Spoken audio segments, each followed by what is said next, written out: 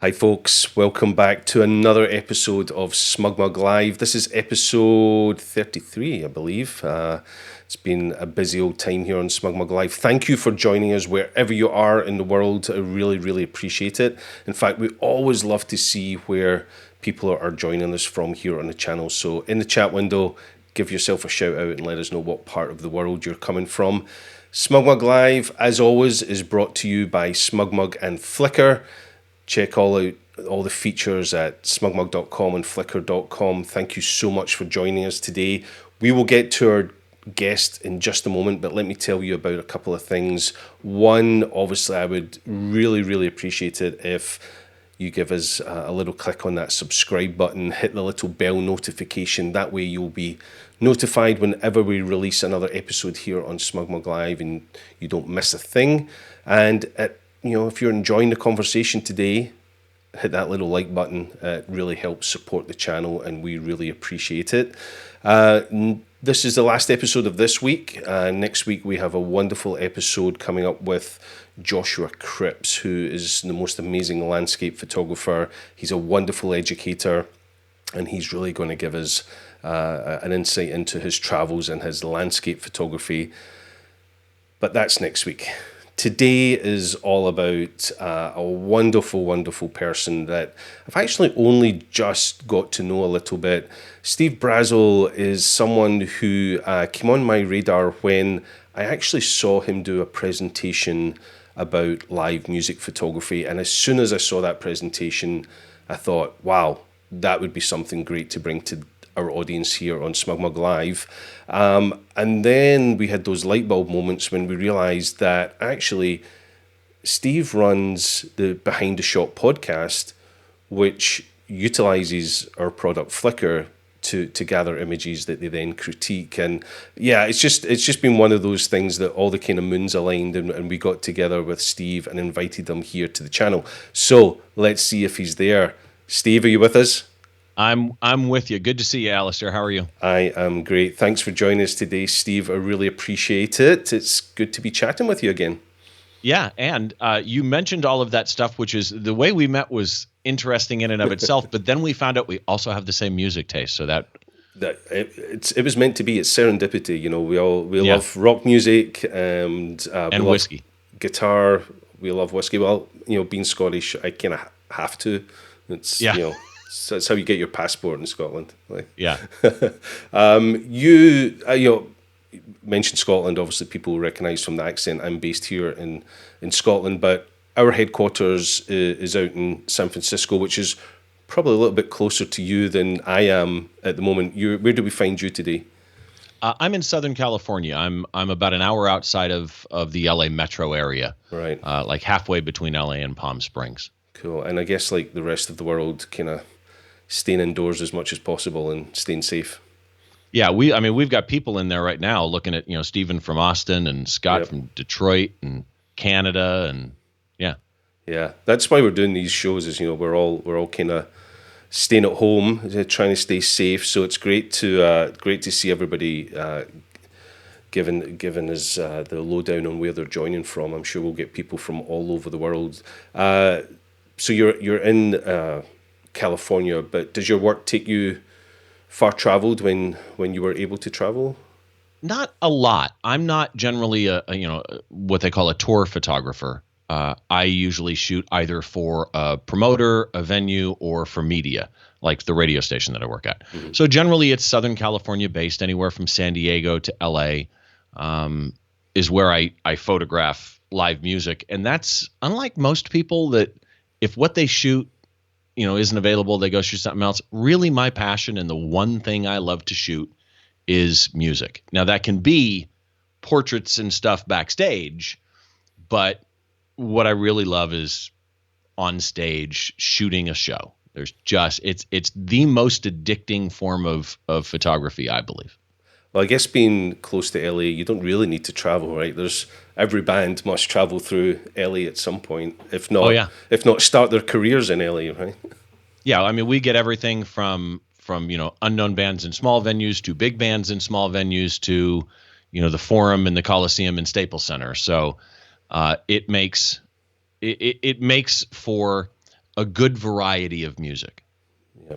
We were talking previously about my career in photography, and prior to being a pro photographer in the kind of social photography world, weddings and portraits, there was two areas I really considered. One, music was the one area I would love to have had a career in photography. And the other one was Formula One motorsport, neither of which I followed. And now I know people in both those genres, and it's as cool looking as I thought it would be.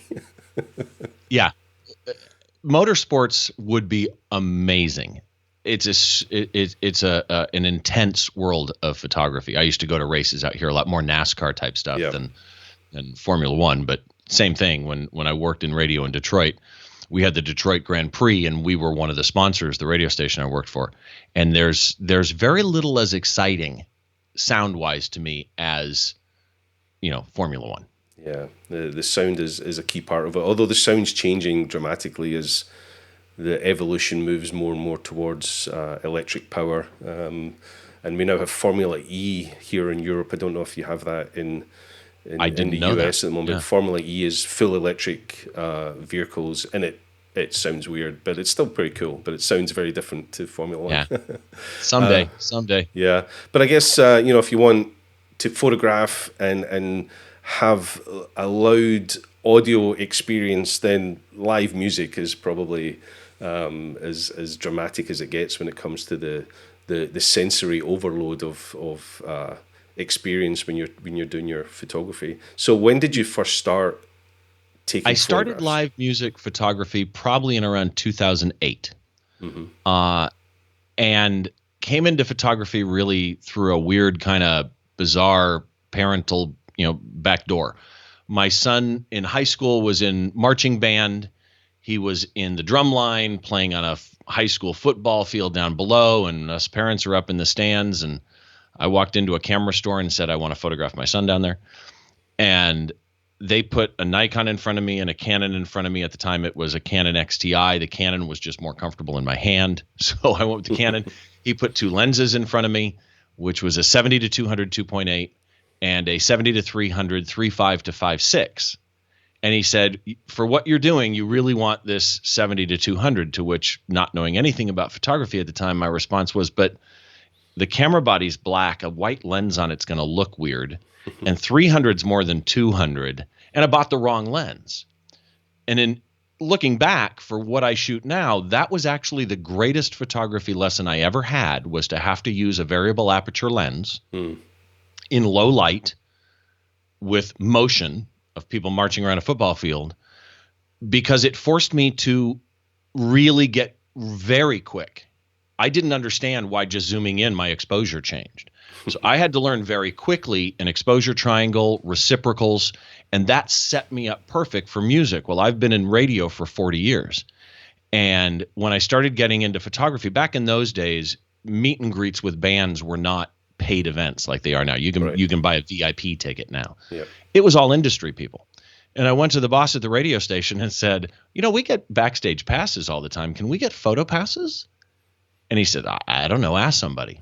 I said, well, if I ask somebody, they're going to want proof I work at the radio station, and I don't have a business card. Only, radio salespeople have business cards. Yeah. He emailed me the station logo, said, make your own. And 2 weeks later, I was photographing Heart and Def Leppard, and I was addicted. You built your own credentials.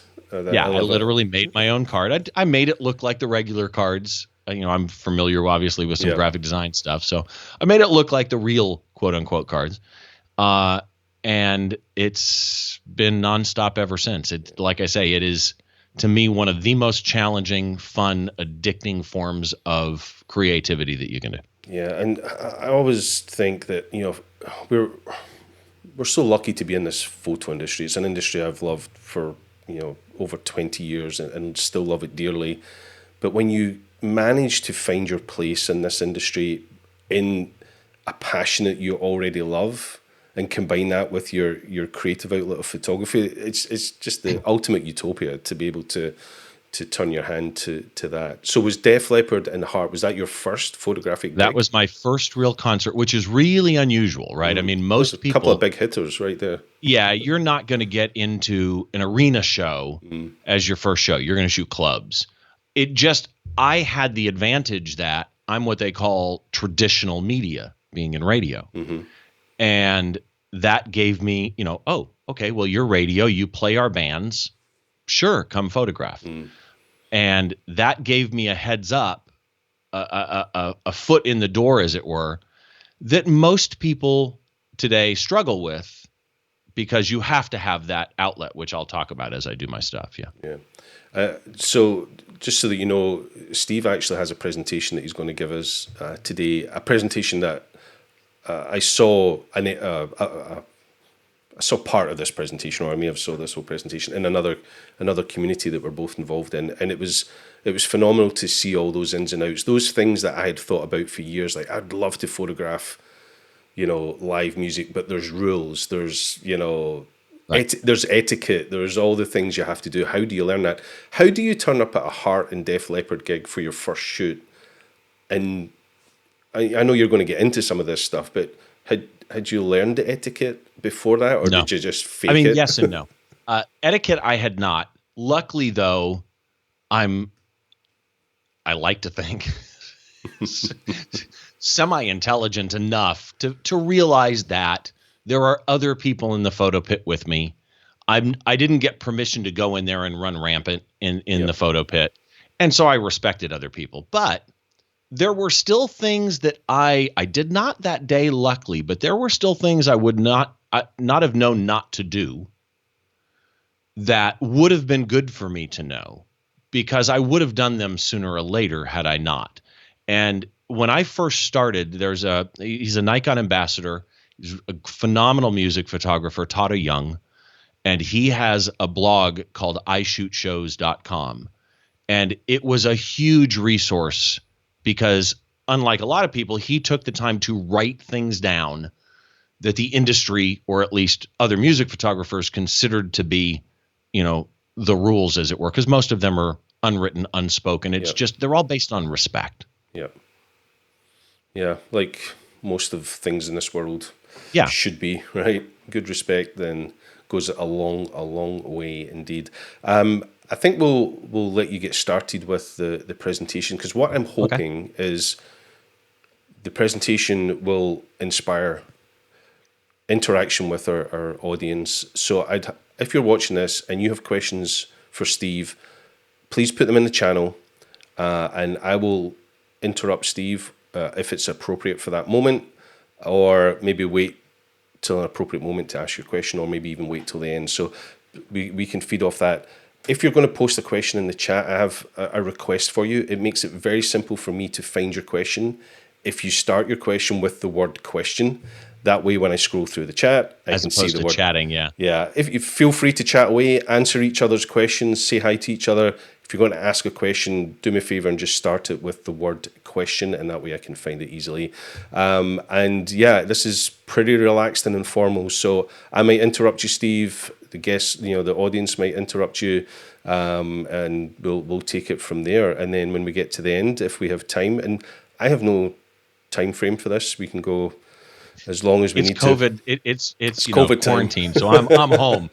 Let's have some fun. And I will say, even when I do this presentation live, ask the question whenever. The only thing is, if you ask a question that, 5 slides from now, I may say, I'm going to go deep into that in just a second. But please, those of you that are in the chat, those of you that are watching, and first of all, to everybody, thank you for tuning in. Indeed. I'm barely awake, so depending on where you are, hopefully you're awake. Yeah. But yeah, hit the questions whenever you want, and we'll dive in and have some fun. So, with that in mind, and I'm assuming, Alastair, you've got my slides. Yep, you're on screen. I'm sharing your coming slides. Through good. Okay. Yep. So this is a presentation I called 3 from the Pit, No Flash. Excuse me. And I'm going to start with that line. To me, music photography, there's so many things that make it something that I enjoy so very, very much. In this particular presentation, I'm going to focus on some of the key challenges of getting into or doing live music photography.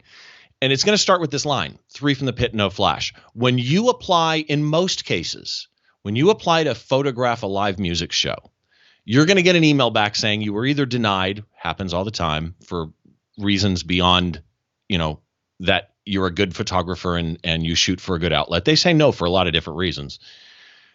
When you get an email that says you've been accepted, it will almost always contain some form of the line, standard rules apply, 3 from the pit, no flash. And what that means is you're allowed to shoot the first 3 songs of the show from the photo pit. And the photo pit is the spot between the edge of the stage and the barricade that holds the audience back. And you'll know it because that's usually where you see the security guys walking back and forth. That's the photo pit. You're allowed to do 3 songs from the photo pit, and you're not allowed to use any kind of flash as you're doing so. And when I usually do this presentation, it can go 2 hours, and the last 10 minutes you're rushing to try and get through the presentation. And then I even have a couple of sections I keep separate just in case there are no questions and we have plenty of time. I'm not going to go into detail on everything today. It's going to be a shorter version of the presentation, but normally I go into these topics, and if I don't hit them enough for you, we can always address them time provided at the end. But, jobs in music photography, how you gain access to a show, because big shows aren't just going to let you walk in with a camera because you own a camera, right? You have to have a reason to be there. Photo releases. This is not a model release. Photo releases in concerts is a completely different thing. The shooting environment, whether it be an indoor concert or an outdoor festival, the rules of a shoot, both written and unwritten, technical issues. We'll also talk about some gear suggestions that make concert photography much, much easier. I'll tell you my common settings, but I will tell you up front, they don't stay there long. It's just kind of, if I go into a venue for a band I don't know or a venue I don't know, where I start, you're going to change it very quickly. Pit etiquette, which is a huge one, an important one that Alastair brought up, tips and tricks. I often go through shot review. So in the full presentation, I'll actually show some of my failures and explain why in music photography they're a failure, some fixes, that type of a thing, and then also some post work and social media stuff. Some of those sections I have separated out today, time provided. But as Alastair said, if you have a question, throw your hand up in the chat. He'll grab that question, put it on screen, and we'll move on. And that takes us to this. What is music photography? Okay. If there's anybody in the chat that does music photography, I'm hoping that there is. I'm sure they'll agree with me on this. When you talk about music photography, one of the things that makes me so happy to shoot this is it's one of the rare genres where it spans multiple outlet possibilities. So music photography can be commercial photography if you're shooting for the venue, if you're photographing for the band, if you're photographing for the instrument manufacturer or the PR company or management. But most of the time it's photojournalism, which is completely different, with photojournalistic ethics rules on how you process your pictures. And it can be both of those with the exact same photo, depending on how you license it. It spans many genres, such as portraiture. It can be event photography, where you're going to capture things that are happening that have nothing to do with the live performance on the stage, right? You're moving around and you're capturing events, no matter where they are, no matter what they are, as they happen. And when it gets to just even portraiture, there's variance in that. So portraits can be what a friend of mine, Adam Elmakias, calls onstage portraits, right? It's still a portrait, but you're capturing a tight headshot type portrait while they're on stage. It can also be in a dressing room, walking around backstage. It can be meet and greets with fans or industry or whatever the case might be. And the one area I mentioned early how I got started in music photography with my son on a high school football field and marching band. And one of the things I loved about that made me want to keep doing photography is low light action photography. And that to me is really the definition of music photography. It's not dissimilar, by the way, from shooting sports, right? Cage the Elephant, Matt Schultz here, spends probably 30% of the show off the stage flying through the air. But you're at 3200 or 6400 or 1600 ISO at 2.8 trying like heck to either freeze him in the air, or in some cases you don't want to freeze in the air. So there's artistic parts to music photography. For example, let's take Jason Bonham here. Have you ever seen, Alastair brought up Formula One racing. Have you ever seen photos of cars on a racetrack? Yeah. If you freeze the wheels, the car looks parked. Yep. Just looks like it's sitting still, right? Exactly. You want to read the text. You want to see the driver's face. You want the car tack sharp, but you have to have motion in those wheels to give the energy to the shot, to tell people the story of what's happening. Same here. Imagine if those sticks were frozen. Yeah. Okay, he's holding the sticks them up in the air, right? Yeah. Is he getting ready to hit? Is he waving at the crowd? The motion, by dragging this to 125th of a second, you have the ability to tell a different story. And you're going to do this, again, unlike many genres. Weddings generally move indoors if it rains, but not a concert. Rain or sunshine, you're going to shoot and get what you can. Yep. So that brings us to, why would you be there? Jobs in music photography. I'm going to focus on one thing today, and that is media, meaning press, right? Press access. Press is the hands down most common reason that you're going to photograph a show. But you might be photographing for the venue. I was what's called a house photographer. So there was a casino here in Southern California, and I was the house photographer for their showroom. In that case, instead of press, which is journalism, and I have journalistic ethics rules, these are marketing shots for the casino. Totally different use, same shots. You could shoot for the industry, label, management, PR, artist sponsors. For example, if Gibson wanted pictures of Dave Grohl playing that specific Gibson, then it becomes an artist sponsor shot, and they may send you to shoot the show. Yep. Today, we're going to focus on the one most common, which is press and media. And press and media is a weird one. This is the chicken egg story. You can't get into a show just because you want to go. Excuse me. You cannot walk into a show and say, I just want to shoot for my portfolio. This is a symbiotic relationship, right? They want media coverage. They want you to put these pictures on a media outlet telling people about the show so that they can hopefully have people see that and sell tickets for other cities or other tours.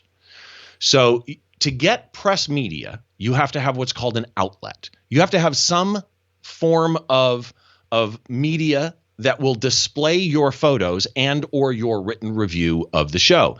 It could be very traditional, like print media. It could be, newspaper, magazine, etc. It could be a website like a music blog or a news blog or a local city blog that covers all things happening. Mm-hmm. It could be a wire service like AP or Getty, or I happen to shoot for radio. But you have to have some form of outlet to say, I'm photographing for KCAL FM, and these will be displayed on our blog.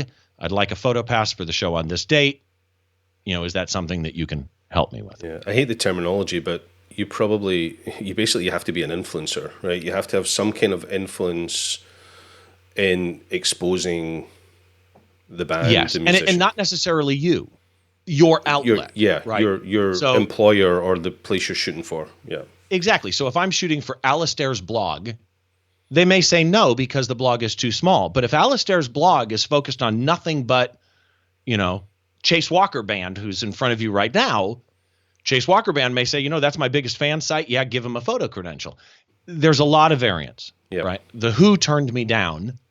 And the response I got back from Live Nation was they said to me, "Your radio, why do you need pictures?" Like nobody has a website today. Yeah. It's, but still, there's a number of different reasons. But this is how you would get started, actually. Chase Walker here, I've become friends with him and his family. He's an amazing blues guitarist, by the way. But you can go into local clubs without credentials, build a relationship with the artist, make sure that, of course, that the venue is okay with you bringing in a camera. Don't use flash no matter what. Even in these clubs, if they say, yeah, we don't care, you've got paying audience members, you're going to blow their eyes out. It's just get used to shooting low light action at high ISO. But here's the thing. Build a relationship with the band. I don't care if you license them the shots for $20, right? Build a relationship with the band because you never know when they come to you and say, I need some promo shots for my next album, which is what this was for. This was an album shoot. You can grow with them. You can get better access as they get bigger, and then you start getting into concerts. Concerts are a totally different thing. When you're shooting a real live concert, I'm talking arena, venue, big venue, 1,800 seat even, you are going to hit lighting like you've never seen before. You have a lighting director whose job it is to push the extremes of the human eye. Your camera can't capture as many stops as the human eye. We have cameras now that theoretically can capture 14 stops of dynamic range, whereas your eye, when you allow for the fact that your eye is theoretically, my understanding, 10 to about 14, 15, but you have a pupil that can adjust. So if you allow for dynamic adjustment of your eye, you can see about 24 stops of light. Your camera can't capture that. So you need to, normally in a shoot, we would compress it, right? We'd use a diffuser. We'd use something like that and control it. You can't do that here. So you're going to have high dynamic range, fast changing lights, fast changing colors like solid red, solid greens, and solid blues that will clip your camera much faster than normal. Yep. And it can be very difficult to adjust even from a white balance point of view. So gear at this point actually can help. Doesn't matter a ton. You can shoot a normal, inexpensive kit, but gear does help. Here's what makes music photography, to me, more fun and easier. Fast glass. I don't shoot anything that's not 2.8. I do have an f4 lens. I generally only use it for outdoor festivals during the daytime. I used to shoot with it all the time. It used to just cause me a lot of pain when everybody else would be shooting at 3200 at 2.8, and I'd be at ISO 6400. And my pictures to me were perceivably noisier and worse because that f4 was hurting me. So fast glass, you need bodies that change focus very quickly, fast focusing, and more importantly, good AF tracking. If you've got those things, your life is going to be a lot easier. Then mix in the variant of what you need. So for me, I always carry two bodies. I carry a 5D Mark IV on my right hip. It's actually being used right now as my webcam. But on the 5D4, it varies between a 24 to 70 and a 70 to 200. On my left hip is a 5D3. That does not change during a show. It's either a 16 to 35 or a 15 millimeter, because you never know when somebody is just going to jump in your face. And I can drop the 5D4. I wear a double rapid strap, black rapid strap. I can drop the 5D4, grab the 5D3 with a 15 millimeter fisheye or a 16 to 35 Canon Mark III, which, by the way, is just an insane lens. That's what this was. And get just whatever they do in front of you quickly and easily.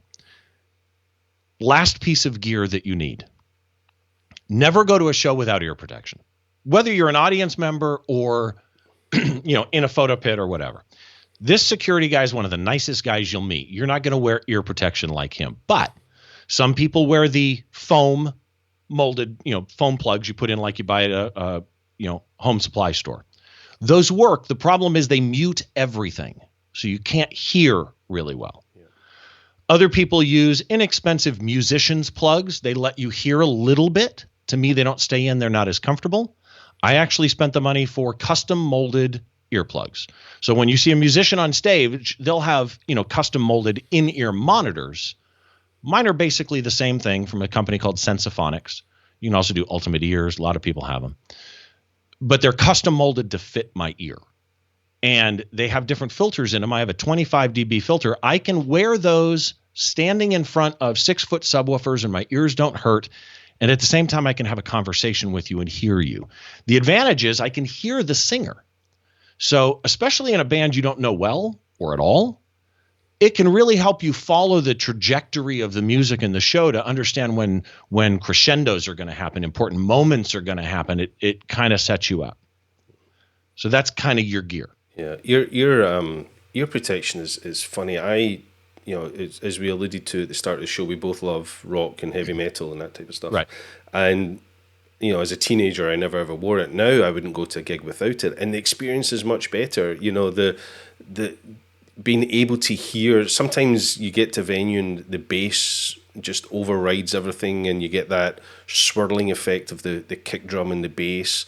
And when you wear ear defense or ear protection at any gig, you actually have a much better audio experience of the entire gig. Yeah. Well, and like with my molded plugs, I have 25s in there now, but I can change the filters to 15 dB, 9 dB, depending on how much protection I want. Yeah.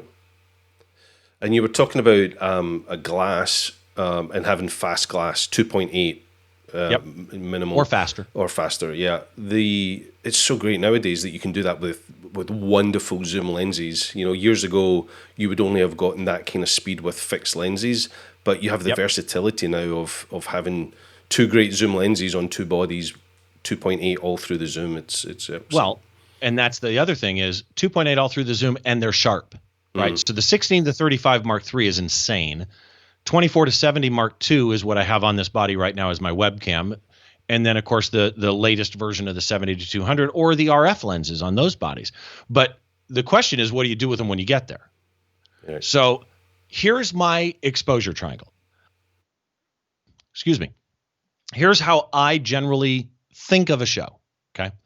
I always shoot wide open. It removes it from the equation. Yes, depending on the situation, anytime I say always, there are exceptions to that rule, right? There are going to be times I go, you know what? I'm having trouble here. I may want to go 3-2.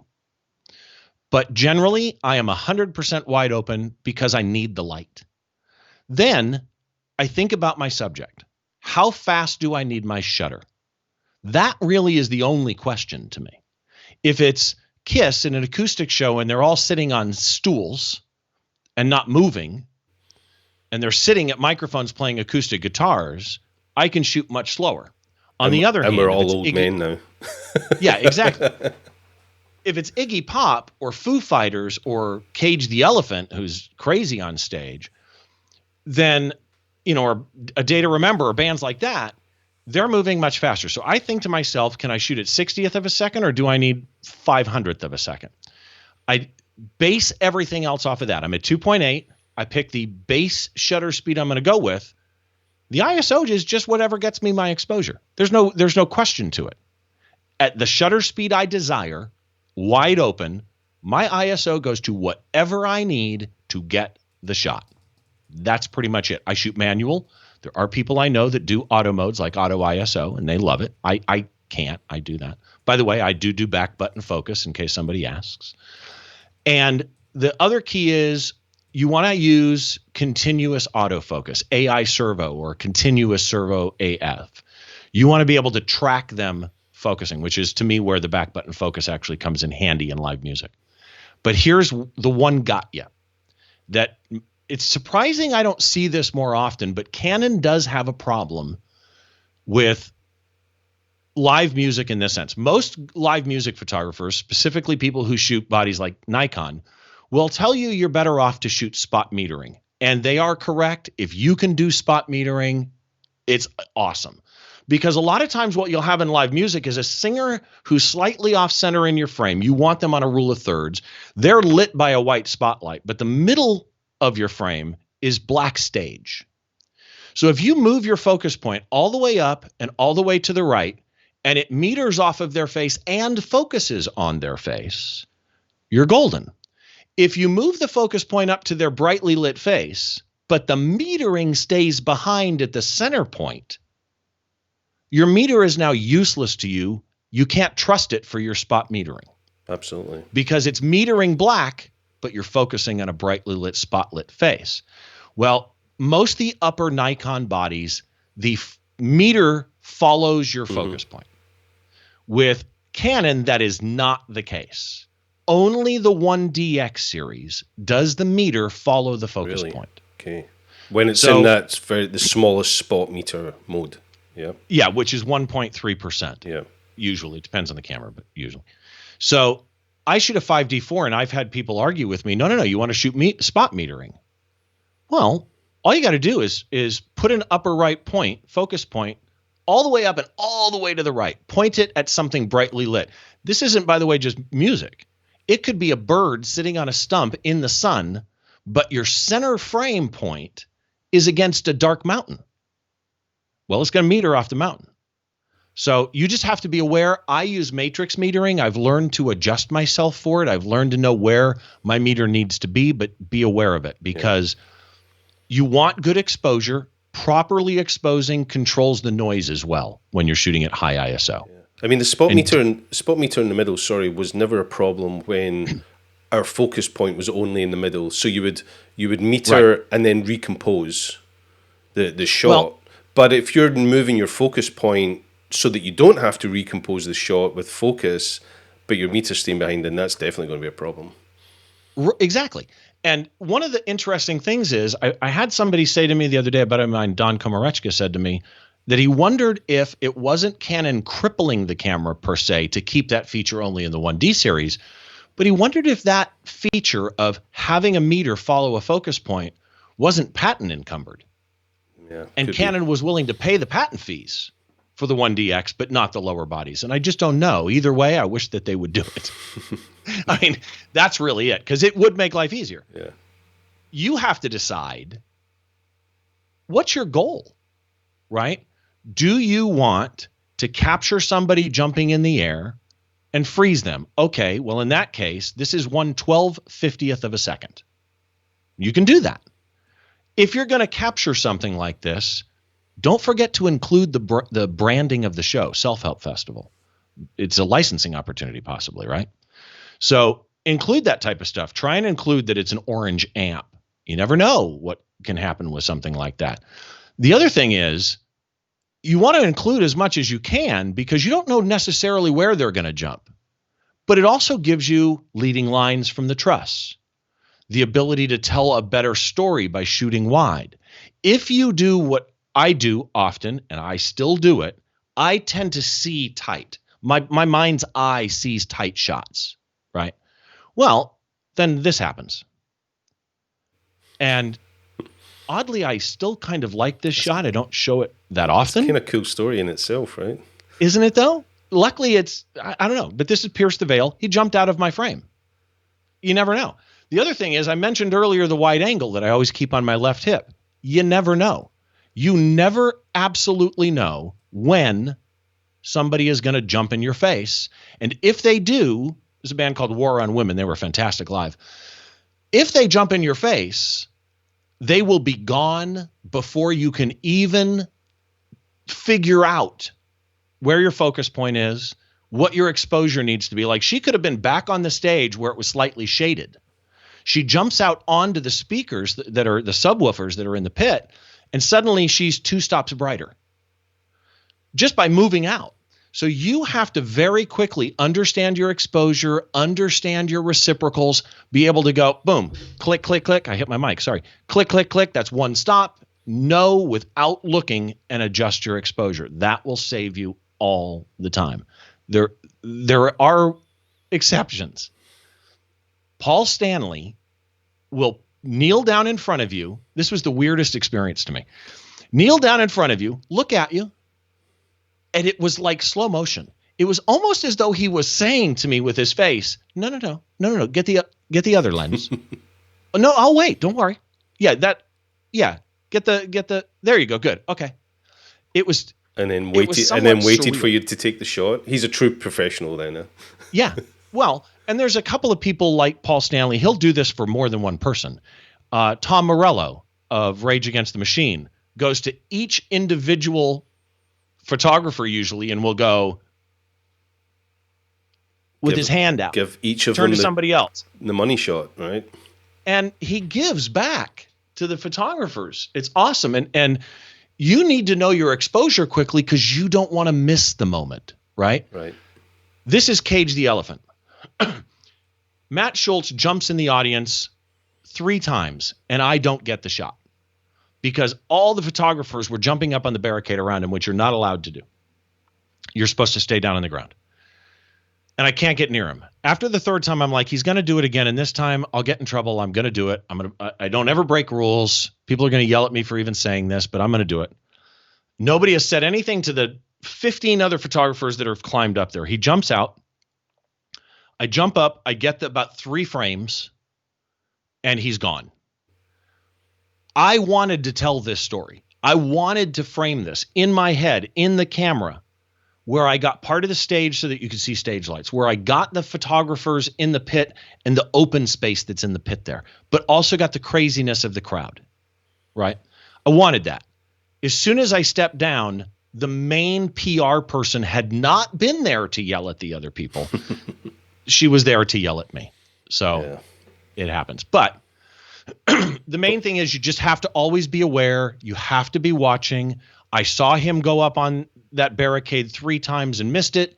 So I had both eyes open as I'm shooting the stage to see when he jumped off again. I was photographing the guitarist here for Hero the Hero. And I would have, if I didn't have both eyes open, I would have missed that the lead singer climbed up onto the speaker stack and leaped off. Yep. So the main thing is, I always look at music photography as photojournalistic endeavor. Tell the story. You can't do that if you're not aware of what the story is. And if you're focused through your viewfinder with blinders on, you're going to miss the real story, right? This band was good, but it was like, 12 noon or whatever it was, or 2 o'clock in the afternoon. Really, the thing happening here was the dust cloud and this crowd surfers and the orange hair. And you want to capture the environment, right? In a sense, you could almost call this an environmental portrait in many ways. By the way, here you can see where the barricade is. This is a really big pit where the crowd is held back compared to where us photographers are. So that's my working space where you see those photographers. One big problem. As you're shooting live music, and this to me is the one thing people have trouble with, myself included, the dynamic range. Look at the drummer, not the lead singer. There's a band called Huntress. Unfortunately, Jill Janis has passed away now, but look at the drummer. The drummer here is probably 4 stops different than Jill. If you look at her hip or even her back arm, the arm that's up in the air, there's probably 1.5 to 2 stops difference between her face and that arm. You can end up in a scenario where literally a singer can be standing there, and I'm not talking even taking a step. They lean forward out of the cover for shade, and it's a 4 or 5 stop difference. So you have to be prepared for that. I actually tend to practice before they take the stage. I get a meter reading off what the drum set is, so that if I want to shoot the drummer, I know how to quickly adjust for it. And then I'll shoot one of the stage monitors, which is usually bright sunlight, so that I know what my 2 extremes are, so that I can shoot really quick. And then I shoot raw, which gives me, but understand this is an image competition. People will look in an image competition at shots in music photography and go, you've got your highlights clipped. Well, you know what? You're going to clip highlights. Yeah. You're going to clip highlights. You're going to clip shadows. You're going to have something not recoverable. Here, though, I wanted her and I wanted the sky and mountains. I didn't care about the drummer. Set the location. Right? Because if I blew out the background, now I have 2 giant bright white squares competing for the singer, and your eye goes to the brightest spot in the image. So you have to be aware of these kind of technical hurdles that you're going to run into. And so here's an example. By the way, do you see the camera in the upper right corner and the arm holding it up? The stretched arm. Yeah, we'll talk about that in a minute. So that's been about that. So here, it's the art of compromise, right? He's in bright daylight sun. This is Circa Survive. Bright daylight sun. I wanted blue sky. If I exposed for him, I'd probably blow out parts of the sky, at least the lower part of the sky beyond recovery. So I'm going to underexpose him. Now, even notice, look at the 2 sides of his face, right? One side is no detail, pitch dark. The other side is near clipping. But by shooting in the middle and knowing what I wanted to recover, you can actually get a shot out of it, right? You can save a shot simply by shooting it correct up front. Giving yourself the best chance to recover what you want. Set yourself up for success. Yeah. It's which is going to be kind of a recurring theme. Yeah. In many of the conversations I've had with guests on this show, it really highlights again how much photography in many art forms, but especially photography when there's a science involved to it, that it's all about compromise, right? Compromise, and actually you've said something there, setting yourself up for success, giving yourself the best chance that, yes, I've made a compromise, whether it be, I can't see the drummer, because the compromise is I can't have the singer and the mountains in the background and the drummer, so which one am I going to compromise on, and give yourself the best chance of a great shot. And time after time that comes up in conversation, that it's all compromise.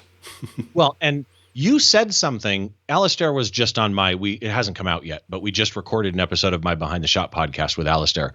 This amazing landscape image. And when I say amazing, I'm not just being kind. Seriously, the people at SmugMug actually are photographers. Let me just tell you, because it's an amazing shot. And he said something during it as we were talking about his image, and he talked about pre-visualization. Now, in landscape photography, bird photography, whatever, a lot of times it's pre-visualization for a long time, trying to assemble and make a shot happen. Here, as soon as you look through the viewfinder, you've got to pre-visualize what you want. You have to know what you want to keep and what you're willing to lose, because you're going to most likely lose something. And in some cases, you don't want to lose anything, right? So here's the biggest example. When I said start out in nightclubs, don't use a flash, get used to low light photography. One of the advantages to shooting in a nightclub or a bar, right, is they're tiny stages, usually with 4 or 5 band members, and there's microphones coming out of people's heads. There's so much stage clutter, so much bad angle. On this stage, this was a band that won a contest to open up one of the stages at Mayhem Festival. But if you look at the banners in the back, the band that's playing is the darker black banner that's centered right behind the singer. Small square one, yeah. Yes, very small.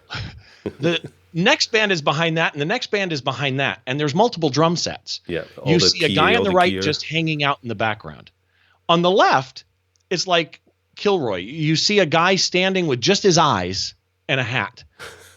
Okay. Yeah. There's so much happening here that you have 2 options. You try and maneuver for a better angle. Zach Arias has a quote that I love in live music for live music photography. I apply it for him. It's for anything. Head in a clean spot, right? I don't want stuff intersecting the head. I want the head in a clean spot. But in this case, it's so crowded. Use that, right? If a nightmare happens in front of you, that's the story. Tell the story of how crowded it is. The photographers in the pit, people, you see the guy on the right, he's turning to move. That's part of it, because photo pits are nuts. So this is a photo pit. This is the only photo pit I was probably ever at. This is an Ozfest meets Notfest that I felt, that it was dangerous. Wow. If you look at the left side, you'll see a guy's wrist with a white wristband. Up from him, you'll see a guy with a hat on backwards and a white t-shirt. Both those guys' their arms are on the barricade. Everybody between them and the stage, all the way down, that's us photographers. We had about 60 or 70 photographers in the pit this day. So it can get absolutely nuts in a photo pit. You always have to just be aware there's other people there, there's security, there's cameras, there's crowd surfers. And by the way, I don't know why it is. Why do crowd surfers never have slippers on? They always have boots. And they always come boot first. And Alastair can probably agree with me on this. When you don't have hair, it's like a magnet for boots. I've been kicked in the head many times. Luckily, these security guys catch them, but they're concerned with their safety, not yours. So a lot of times they'll pull them back and you will get kicked. Again, they can be dangerous. I've literally had something fall off a stage and hit me in the head, a big metal pole that was holding their banner, and it worked like a sail and caught the wind. But that's part of the enjoyment and the story that you can tell. The guy without a shirt is Jason. The band is Let Live. He's the singer. He jumped off the stage. You see the crowd surfer in the back. He started helping the crowd surfers up onto the stage. My immediate thought was, I want that, right? It's dark. I'm at 6400 ISO. I'm at a 20th of a second, but I needed an anchor point. I wanted something to tell the story. Jason can be blurry. The security guy, the surfers can be blurry. The other photographer, Jose, who's a friend of mine, Jose Negretti, Jose is sharp enough, right? If chaos happens in front of you, tell the story. And as you're doing it, we talked about this at the beginning, Alastair, everything's based on respect.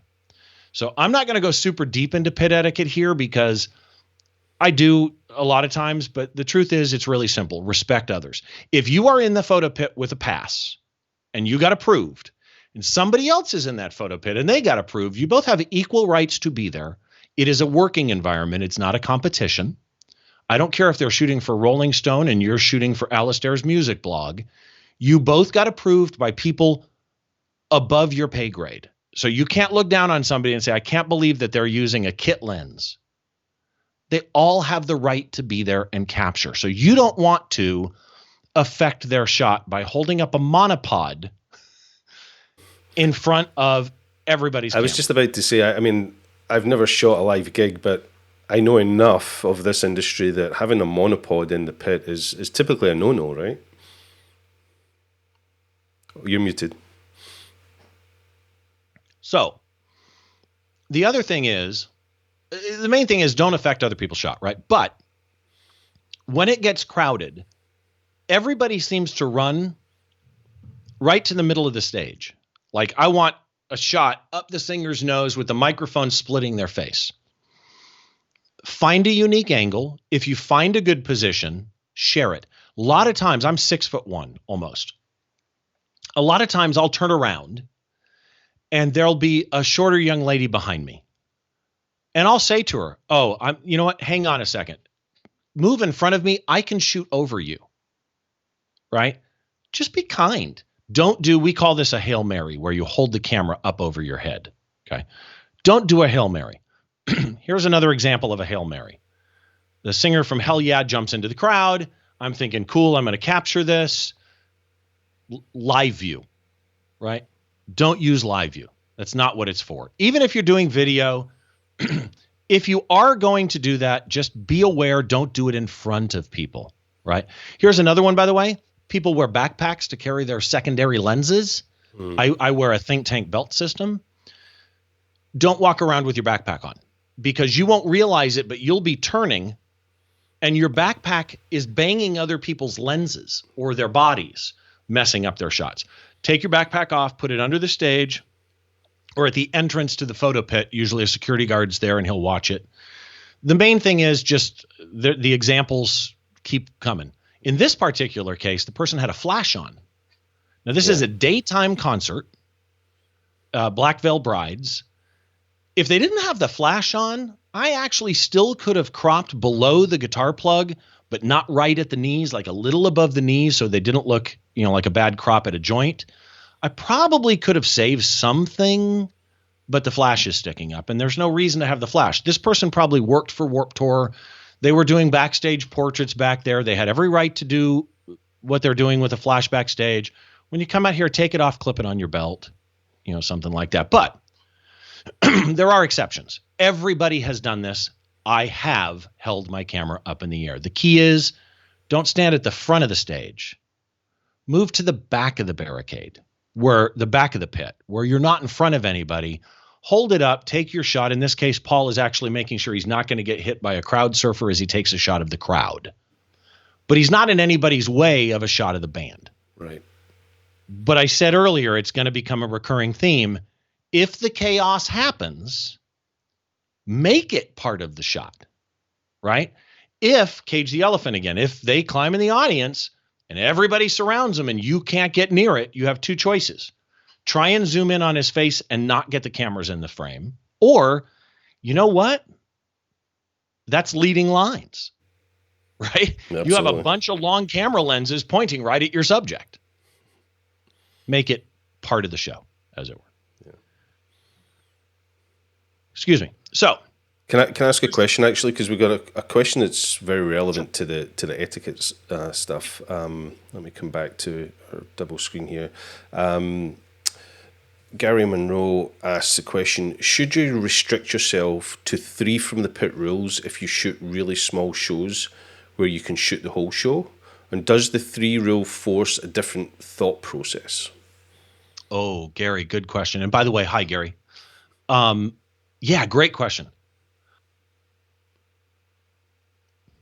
Frog in my throat. So, first of all, if you're in a club or an arena and they tell you can shoot the whole show, right? by every means possible, get the shots that you can get. So if you can shoot the whole show, go do it. When you are shooting 3, does that change your outlook? Oh, yes. Because first of all, a lot of artists don't like pictures. They'll be mundane and boring for 3 songs and then light up on song number 4. So you have to try and capture those moments. The other thing is the artist isn't warmed up yet. The crowd isn't warmed up yet. So sometimes there's an energy misbalance at the first 3 songs. Depends on the artist. Some artists hit the stage rocking, right? I mean, you never know. But what it really does to me is I try and capture a shot of every band member, drummer, keyboardist, guitarist, bassist, singer, rhythm guitar, whatever. I try and get a shot of the entire band if possible, which you've seen a couple examples of here. Mm-hmm. I try and get both sides of the stage and center.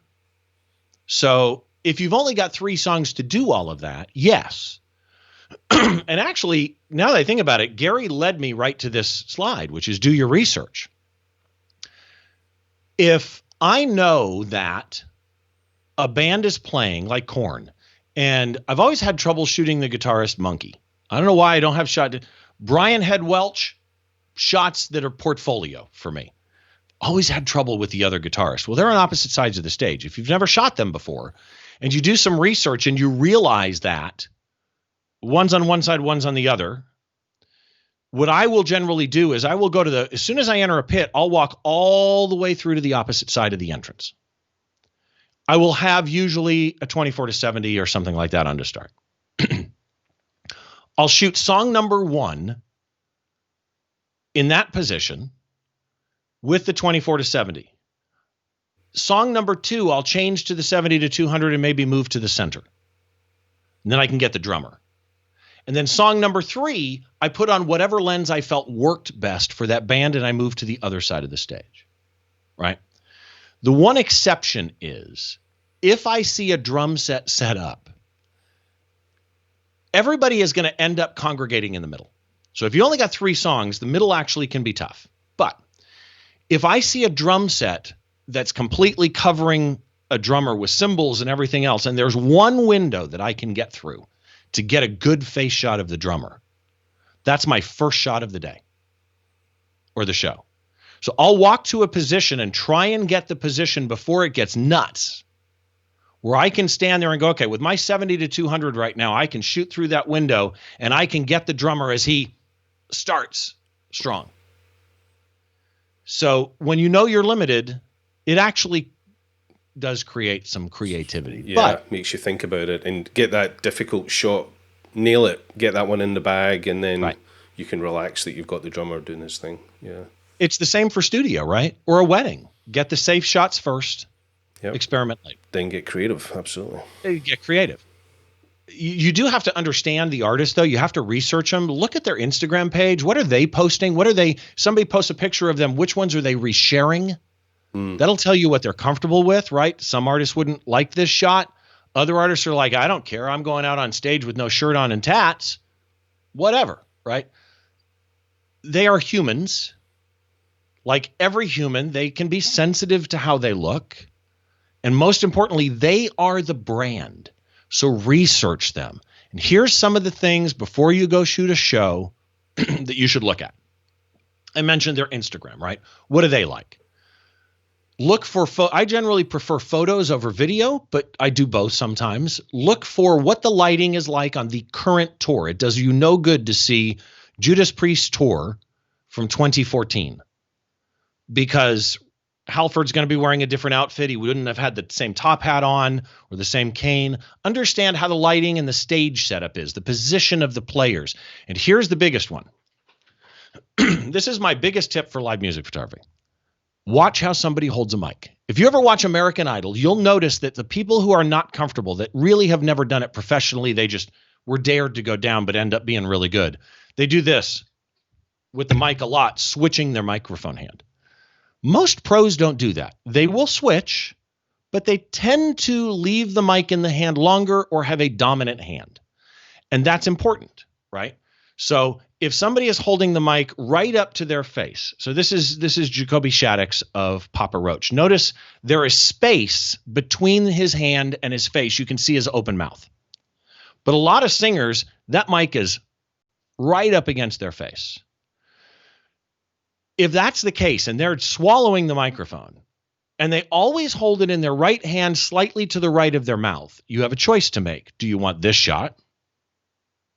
Back of their hand and you can't see any mouth, or this shot. And you can really set yourself up to succeed with better shots by understanding how a lead singer is. Guitarist singers are another big one.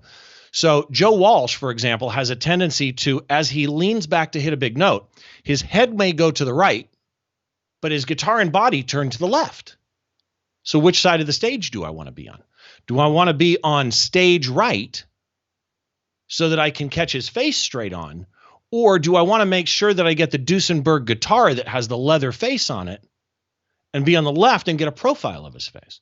By just researching it, you can find those things out and set yourself up for success, which really, to me, the biggest tip, set yourself up for success. I should have never gotten this shot of Jason Bonham. I was house photographer. I had all access to this show, but not to the band. So because I was house photographer, I had an all access pass for the venue. I could go backstage. In fact, I shot the meet and greet for this. But I still only was allowed to shoot the performance for 3 songs from the pit.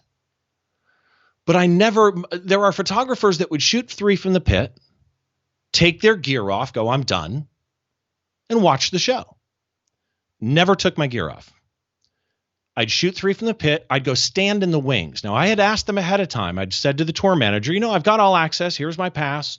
Do you mind if I shoot any shots from the wings? No. We don't want to do that. They don't like people shooting from the wings. Okay, cool. But I had all access. I went up there with my cameras on and just watched the show from the wings with my cameras hanging. Tour manager comes up to me, Steve, what are you doing? Nothing. I'm not shooting. I'm thinking I'm in trouble, right? Guilty conscience. Yeah, exactly. Because I knew I wanted to, right? I'm not shooting. Really, I'm not doing anything wrong. He goes, why not? I said, well, you told me I can't shoot from the wings. He goes, no, get something good.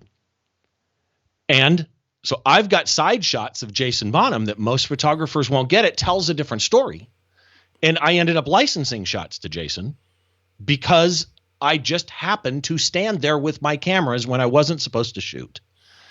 Setting yourself up for success matters in a million different ways. It's the greatest tip, except for this one. Everybody that shoots live music is paranoid of their ISO. I'm going to 3200. This is going to be really noisy. You know what? I'm just going to lower my shutter. I'm going to drop back down to 16. Or you know what? I need to be at 6400 to get this shot. But man, my camera doesn't do 6400 well. I need to be at 6400 if I'm going to get it, but I don't trust the noise. I'm going to drop to 32, which effectively what you're saying to yourself is I'm willing to not get the shot, right? Yeah. And I'm going to lower my shutter speed. Well, this is the pose I talked about with Tom Morello. This is nothing. Everybody gets this shot that's in the pit, but I love it, right? Here's the tip. A noisy, sharp shot is almost always better than a perfectly clean, not noisy, blurry shot. Yeah, 100% agree with that every time. Sharp. Yes. Every time. And I am not a stickler for perfection, right? If there's I can show you one later, but if there's a slight blur in your shot, let there be a slight blur in your shot, man. That can be part of the story, even in the singer, right? It doesn't have to be tack, although I would prefer that it is for me. It won't go in my portfolio probably, but it doesn't mean it's not a great capture. Some of the classic rock photos of our day, of my day at least, the singer's not sharp, right? Yep. And the shot is noisy as heck. Rick Salmon says, if the first thing somebody sees in your shot is the noise, then it's probably not a good shot. That's a great quote. Right? Because if that's the first thing they notice, there's something else wrong with the shot. You don't look at Muhammad Ali standing over Sonny Liston or the old pictures in Vietnam or, whatever, and go the classic picture of Tiananmen Square and go, I don't know, man. You got some noise in there. The story's right? everything. Nobody's going to do that. So crank your ISO. We have amazing noise reduction today. And just use your noise reduction selectively. Don't do global noise reduction beyond a certain point, and then take a brush or in Photoshop use masking and only put the noise reduction where you need it. Avoid making skin look like plastic. Okay. As I'm nearing the end here, a couple of final tips, at least of the prearranged thing, but a lot of the topics I have separated out, which I'll mention later. Don't forget the crowd. I mentioned earlier, in my opinion, the old saying is audio is 80% of any video that you see, right? If the video right now over the internet were glitching, you'd probably listen still and watch if the audio was okay. If the audio is bad, you're going to tune out. The crowd is 80% of the show. The band feeds off the crowd. If the crowd is dead, the band often will be dead. And in every crowd, there's a guy. I don't know why, but in every crowd, if you look at this shot, Alastair, what's the one guy that stands out? Guy in the middle, the hands in the air, looking straight at the camera. There's a guy in every crowd. It's usually me. Yeah, exactly. 6'4", you know. Find that guy, because if nothing else, even if you don't get a good shot, it will remind you what this show means to somebody. And that's what you're doing. There will be a point, and Gary kind of alluded to this, there'll be a point where you get all access. If you go into a small club and they say you can shoot the whole show, and you know what, I don't care if you move behind the drummer. Right? That happens. I don't care what level it is. If you ever get all access, this is Self-Help Festival, there's a couple of things. Ask where you can go. Ask if there's anywhere that they don't want you to go. Also ask if there's any time that you shouldn't go there, right? You don't want to be the guy that they had pyro ready to shoot off. And one of two things, actually.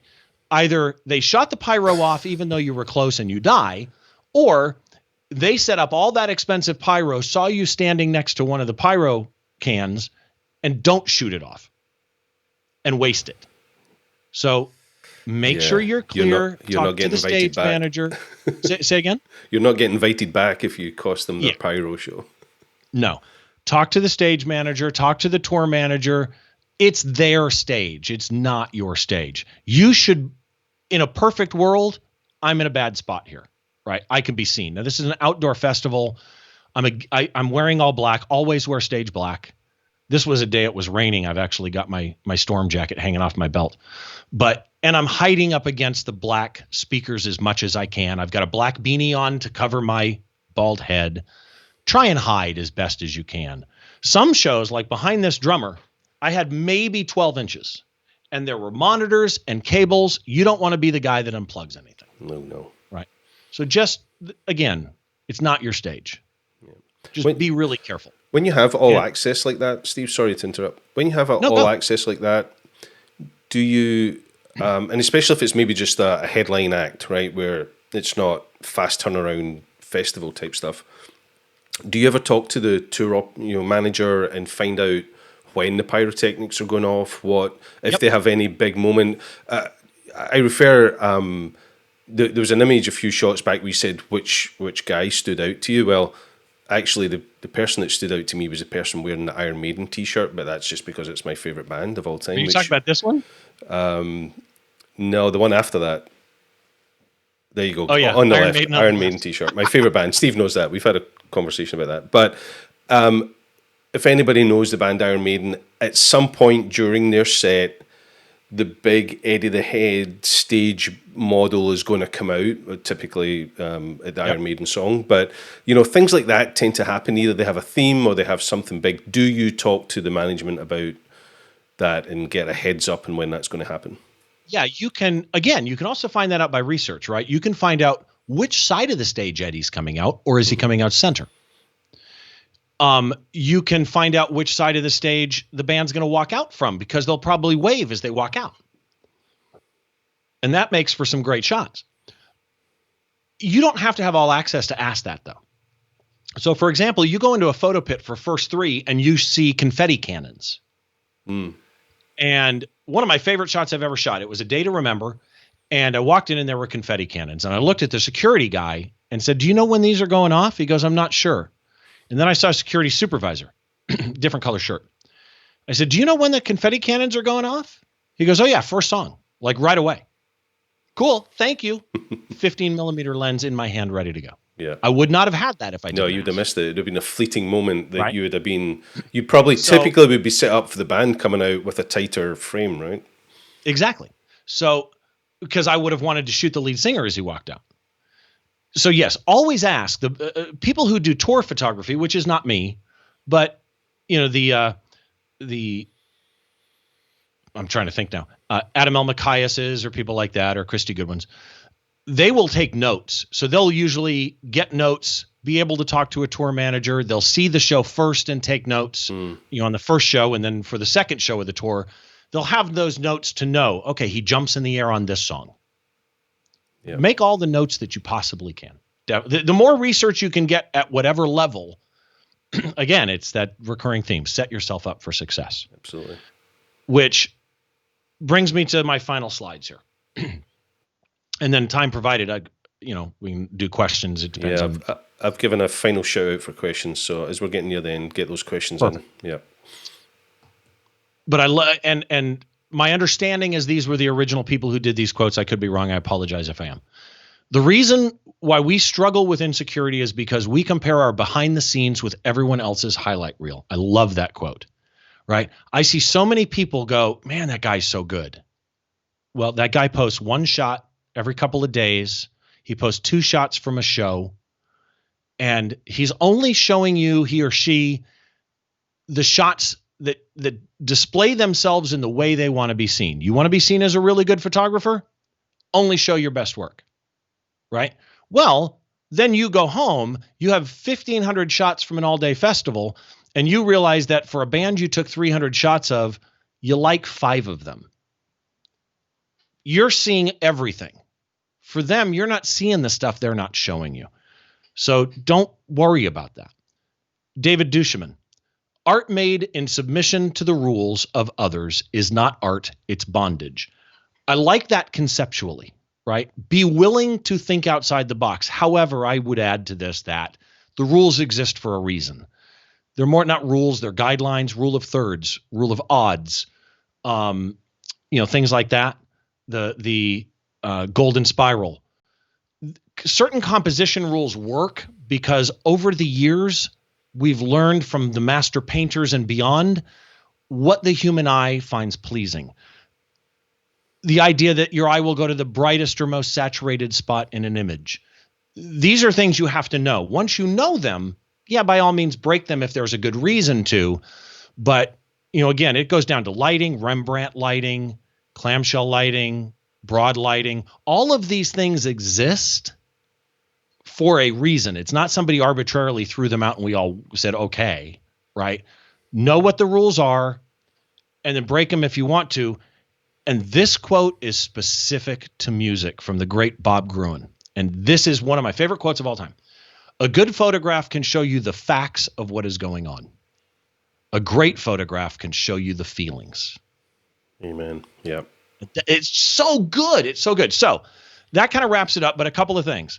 Depending on time, if anybody wants to, we can talk about tips and tricks. Photo releases and concerts are a totally different thing. Most people don't understand. I have my workflow, shot selection, post-processing, or if you want to see my mess-ups and my mistakes, I can show you my mess-ups. Let's go to some questions first, actually, okay. And then we'll see how we're getting on. No, great slide. I'll show that slide. Look, he has a question and answer slide. That was cool. I can put it back up. No, it's cool. It's cool. Question came in from David Ryan. Thanks, David. The question was, what was your favorite shoot and why? Do you have a single favorite one that stands out? Wow. Yeah. Oddly, my favorite bands to shoot for the longest time were Rob Zombie and Korn. It's just another experience. And then there was the Cage the Elephant show. Cage the Elephant came to us with a photo release to sign. And I'm like, oh, man, it was the only one at the festival. They put it in front of us, and I read it like 3 times and had to go to somebody else and say, am I reading this right? Because basically all it said was, we're going to let you shoot the entire set. just you can't hold us responsible if you get hurt. And I'm like, that's kind of weird, but okay. And it was one of the most amazing photographic opportunities I've ever seen happen in front of me. He starts in a suit and he ends up wearing pantyhose. It's wild. That's a good one to remember. Another question here from Gary Monroe. Do you, as a photographer, ever talk to new artists on how to perform for the camera? Wow. No. No. There's a kids music school, used to be called Kids Rock Free near me. And it was kids, 7 to 17. And I did a talk for them one time because I also do a lot of emceeing just from being in radio. I've emceed a lot of things.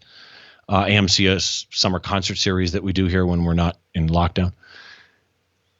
And I did a thing for them, a presentation on stage presence. And I kind of geared it towards, okay, you're a musician on stage, but standard stage presence concepts will still hold true. Other than that, no. And the reason is, if you look at the Stones, right, you've got Mick Jagger, who's all over the place. You've got Ronnie Wood, who's fairly mellow.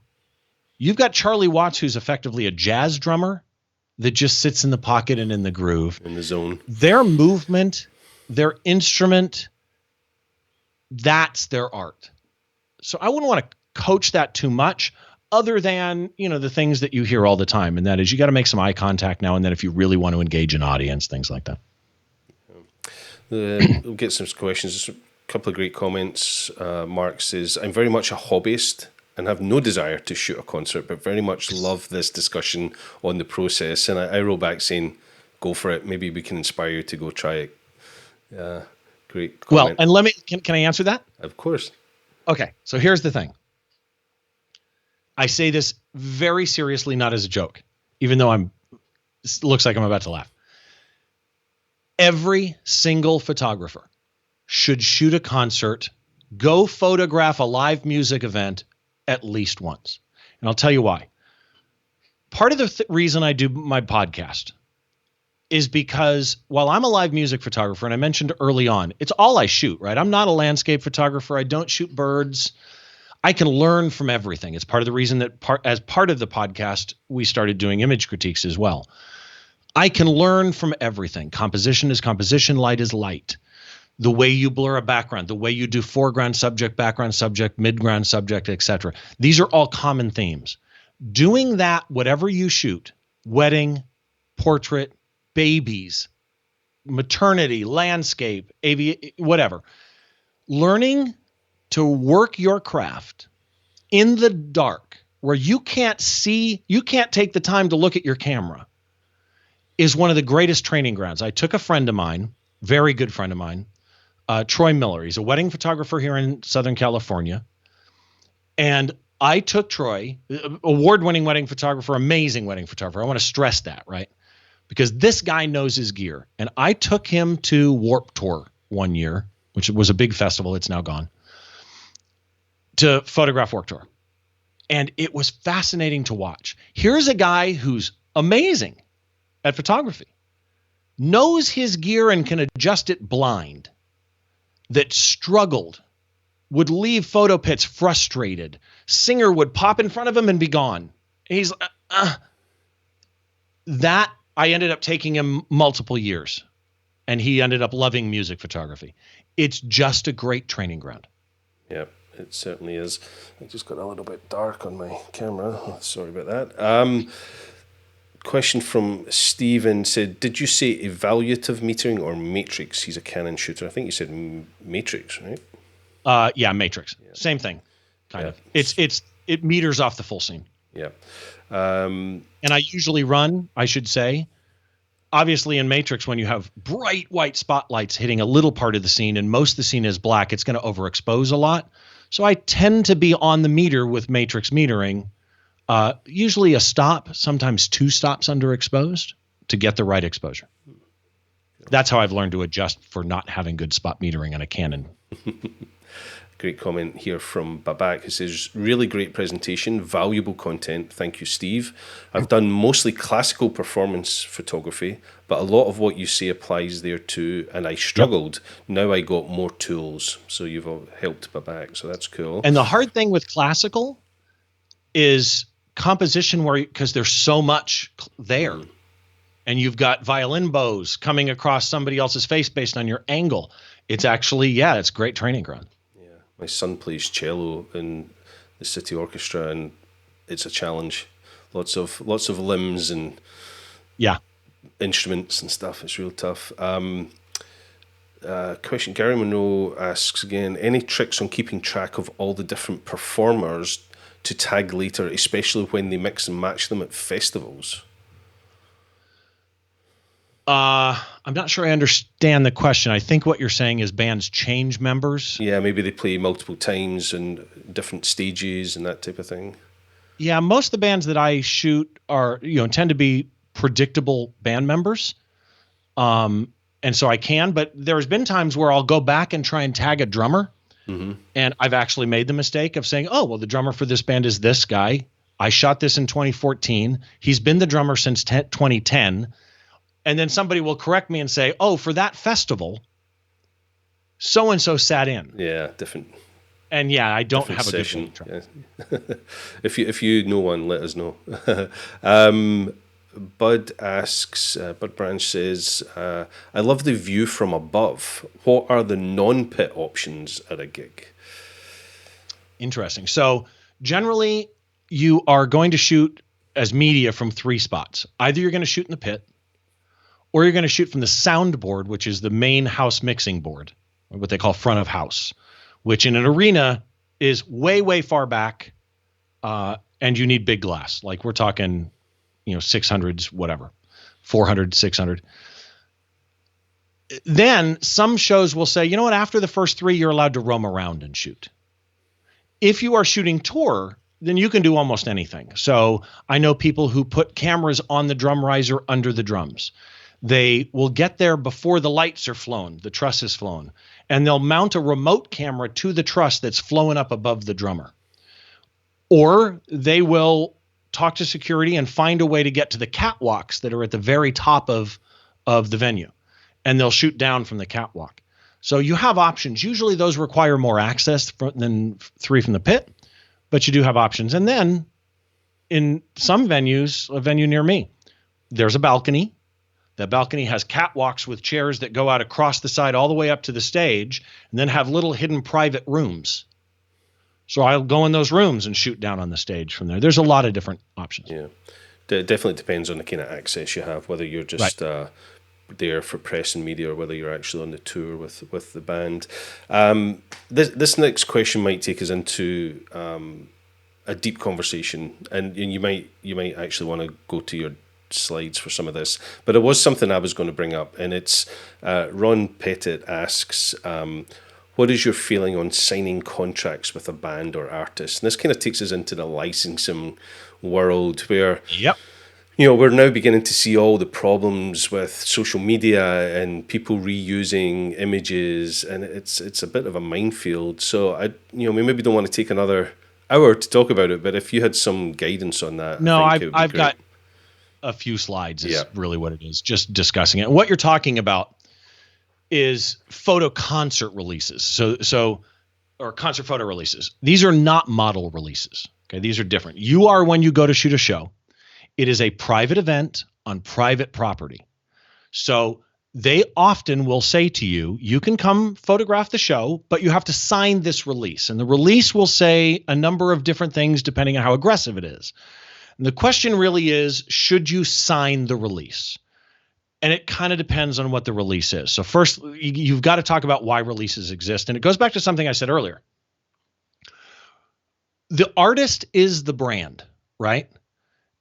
If you're talking about, and I'll use a single artist as kind of an example here, but Snoop Dogg.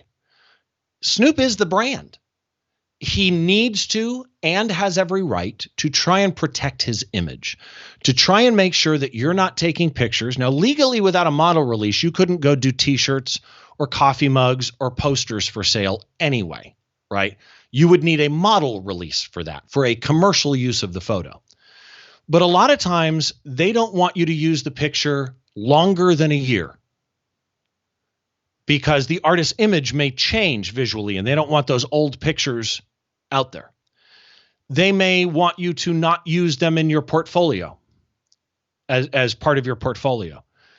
There's a number of reasons they exist, but they have every right to exist, and artists should be able to protect their image. So what's a release? It's a contract between you and the artist saying that you can only do X, Y, Z with the pictures, and there's 4 basic scenarios that you would use for a photo release. Number 1, and this is 90% of what I photograph, there will be no release. You go photograph the shows, you take the pictures home, you process them, you put them up on your blog, you give them to the magazine, you give them to the newspaper, whatever the case is, give them to the tour, whatever. There's no conditions on how you use those photos editorially. That's not commercial use, right? You can't sell t-shirts. You wouldn't want to. You want to respect the artist. If you're shooting an artist that you don't respect enough to not abuse the fact that you have an image of them, then you should be doing something else. Number 2 is a standard editorial release. I see these a lot. I have no problem signing these. Basically, all these say is that they reiterate no commercial use, no ad usage. Sometimes they'll say, though, you cannot sell the images, which takes away your fine art exemption on selling images. Mm-hmm. I said you can't use them commercially, but there is a fine art exemption in many areas. I'm talking U.S. whenever I speak so that you know. And you can use them for editorial use. Sometimes they'll even say you can only use them this one time. Version number 3, I see on occasion. This is a pre-approval or restrictive release. A lot of times I'll sign these because a lot of times all they are is you can't use them in your portfolio. Okay, fine. I can put them on the blog. Meaning you also couldn't post them to Instagram. You can only use them once. Or, this is the common one, the artist gets to approve the shots you're going to use. So you send them 20 shots and they may send back and say these 15 are approved. That's not uncommon. And again, some people, they don't like how they look. They have every right to do that. I mean, it surprises me sometimes who does it. Like social distortion is this, anarchist image to me. They want pre-approval of their images to make sure they don't look bad in the images. It's interesting. This is the one I will not sign ever. This is a rights grab. This basically says, I'll give you the Pat Benatar example. All images will be emailed to person X within 48 hours, giving, Benatar, Geraldo Inc. or whatever it was, a full worldwide transferable commercial license in perpetuity. Which basically means, and trust me, I'm not good enough that it would happen, but it means if I shot a photograph of them during the show that was good enough for an album cover, I don't get paid for it. Yeah. They already own the rights to the images. They own the rights. They don't own the copyright, but it's effectively the same thing. They get full worldwide transferable perpetual commercial license, but some of them will say, and this document serves as transfer of copyright, meaning you have now given them ownership of the pictures. I will not sign those under any circumstances. So your options are as follows. Sign it and shoot. Don't sign it and don't shoot. And if you don't sign it and don't shoot, don't complain. Just don't sign it and don't shoot. They have every right to ask for it. You just don't sign it. You can actually petition them. Look, I'm a this happened with social distortion. I'm a newspaper. I can't wait 7 days for approval. I have to post these pictures tomorrow. Okay, fine. Then you're not going to shoot. Then called the newspaper back and said, you know what? Never mind. You can photograph and you can just post them. So you can negotiate it. But here's the thing. If you're going to sign a release, photograph the release. Always photograph the release. I photograph it unsigned and after I sign it. And I store it with my RAWs. Because I had a time where they came to me, somebody wanted to do a book on Roger Waters. They liked one of my Roger Waters shots. They wanted to use it. And I was positive I signed a release on that show and I can't find it. So I had to say no. Good thing I said no. It ended up being a negative book, which I wouldn't have wanted to be a part of. But always store them with you. And here are some examples for you. And I'm putting Seinfeld up for some reason. I don't know why. Def Leppard. The first show I ever shot had a release. I didn't know any better. I signed it, but really all it was no portfolio use. Social Distortion I mentioned. Motley Crue was a full rights grab. Pat Benatar was a full rights grab. The one that always cracked me up was Cheap Trick. Cheap Trick. Full rights grab. So, yeah. You just never know. Yeah. Go back some images. I'm going to impress you by saying that I know who was in that image, even though it was the back of them. Can you go back to... Yeah, in that section? Yeah, scroll back through that section. Okay, so we got... Or, there you go, Def Leppard, right?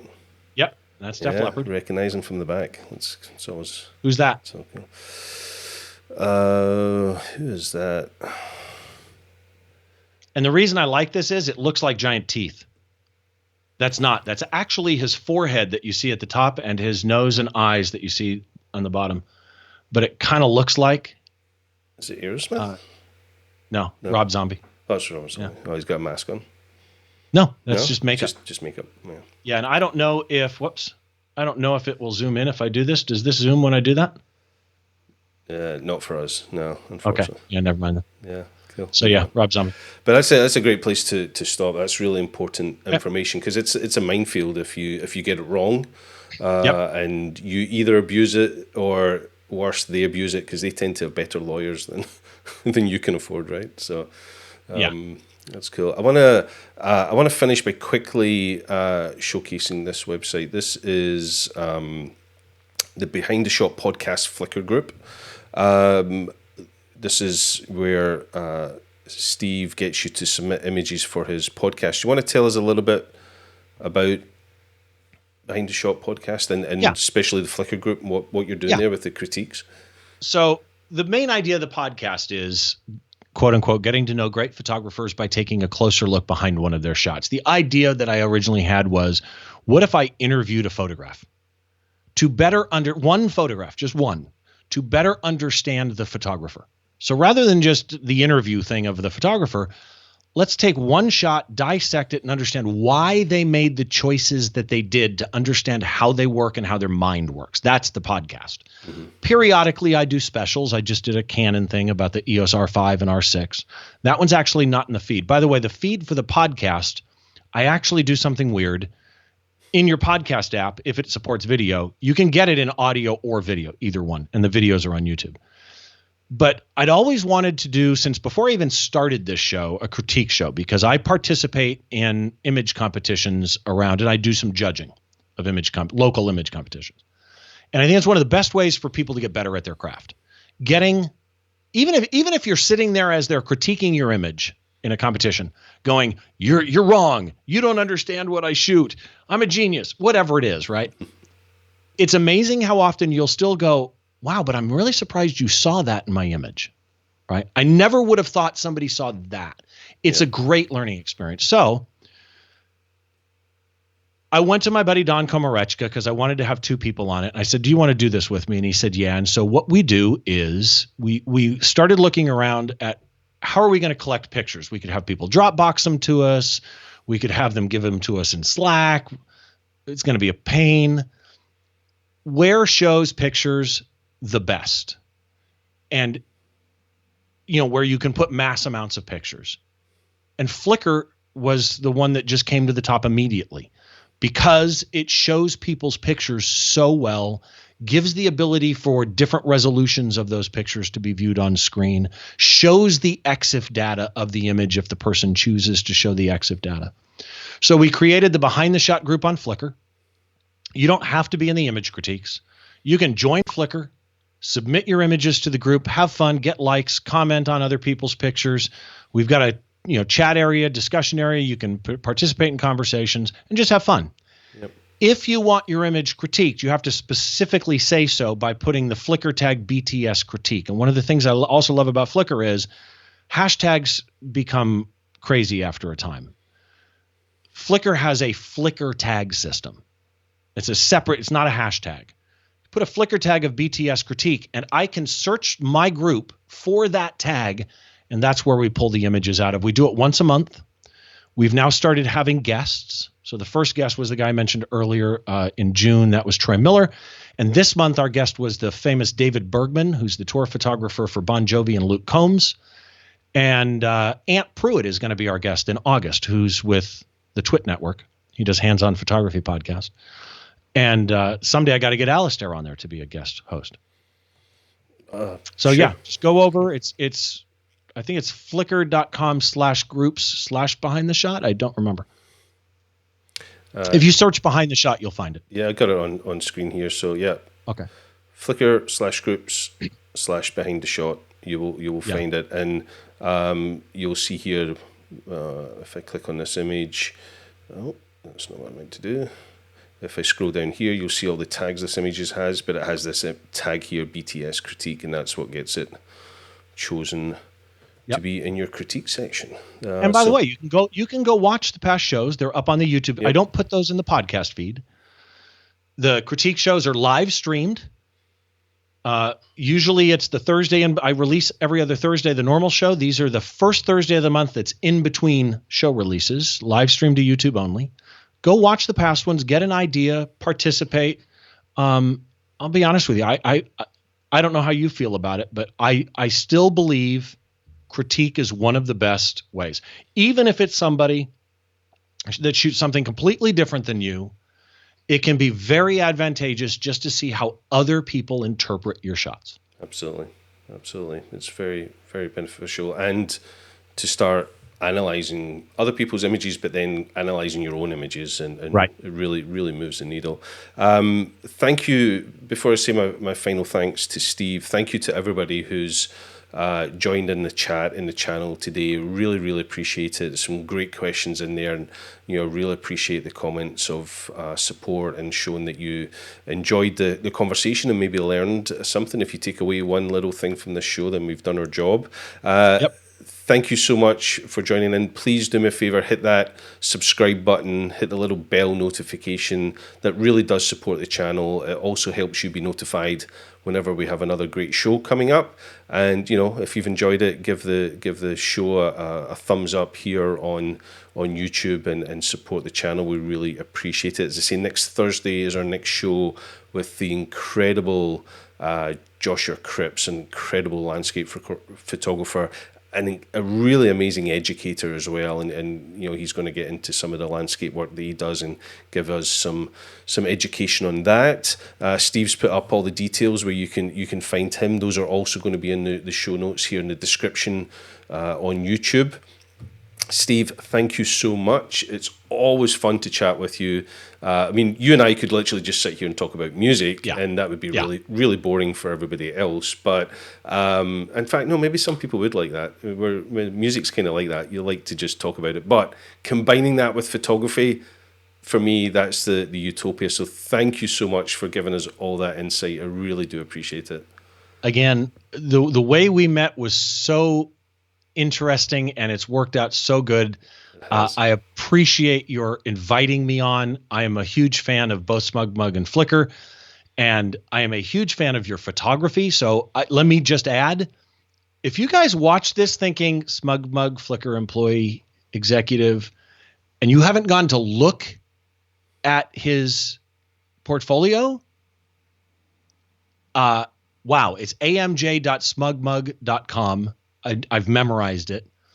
amj.smugmug.com. Go look, because seriously, Alastair is a serious photographer. Steve, this is my show. We're not here to talk about me. We're here to talk about you and the guests. But I'm throwing it in anyway. You're embarrassing me here, but I appreciate the love. I really do. And I do love this industry so much. I have the best job in the world, where I get to be with incredible photographers like yourself who motivate me and inspire me on a daily basis, and hopefully we've done the same for you watching at home, that you feel inspired, whether music's your thing or not. I recognize some of the names in the chat that have been here for all the shows that I've been doing, no matter what the genre we're talking about. So I just love that people love this industry and are willing to talk about it and share. The education people have been sharing here on SmugMug Live is just phenomenal, and I love that about this community. So Steve, thank you so much. I will let you get on with the rest of your day. Wherever you are in the world, folks, have a great morning, afternoon, evening, and we'll see you back here on SmugMug Live for the next show. Take care. Goodbye.